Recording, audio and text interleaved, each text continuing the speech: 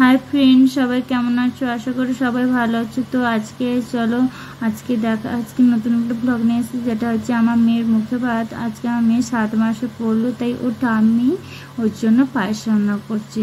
আর আমাদের এদিকে যেভাবে পায়েস রান্না করা হয় মেয়েটির জন্য, আড়ি মুঠা চাল, সেই আড়ি মুঠা চাল নিয়ে মা পায়েসটা বসিয়েছে। তো চলো এদিকে দেখো ফুলের মালা গাঁথা হচ্ছে। তো হলুদ মাখানোর সময় আমার সোনামাকে পরানো হবে। আর এদিকেও আলতা পরানো হচ্ছে। তো দুপায়ে পুরো আলতা, পুরো মা দুর্গা লাগছে। এই দেখো আমরা সবাই একে একে সোনামাকে আমরা হলুদ মাখিয়েছি। তো দিদি, ওর ঠাম্মি, আমি, মা সবাই মিলে ওকে হলুদ মাখালাম। দিয়ে মাখানোর পর ফুলের মালা টালা দিয়ে তো ওকে বসিয়ে দিয়েছি, একা বসে আছে। তারপর ওকে নিয়ে এলাম পুকুর পাড়ে নিয়ে এসে এই গঙ্গা পুজো হয় না, গঙ্গা পুজো করছি। আর গঙ্গা পুজো করবো, মা গঙ্গা পুজো করছে আর আমার কোলে বসে আছে। আর এখানে মা প্রদীপ জ্বালিয়েছে, পান পাতা দিয়ে 3টে ছোটো ছোটো মূর্তি করে নিয়েছে মাটির, মানে গঙ্গা দেবী।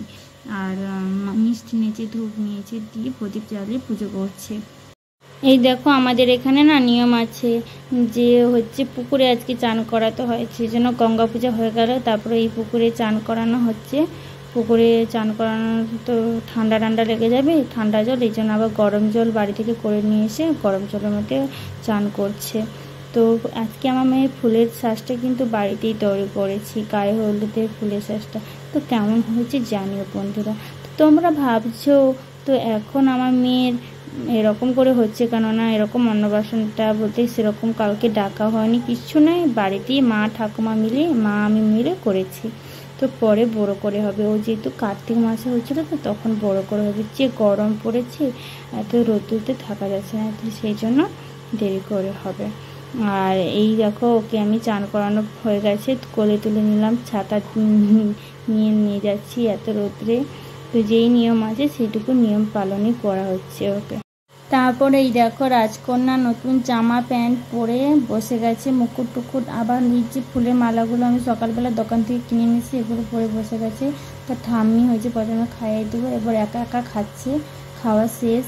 এবার হচ্ছে ও পড়াশুনো কি ধরবে সেটা ধরা, মানে থালাটা আছে দেখো ও কীটা ধরতে চায়, ওকে বোঝানো হচ্ছে যে তুই পেন ধরবি, খাতা ধরবি, এটা বলা হচ্ছে। তো কি ধরবে ওটা ওরই ব্যাপার। তো এই দেখো ওকে সামনে দিয়ে দিয়েছি স্লেট, খড়ি, বই।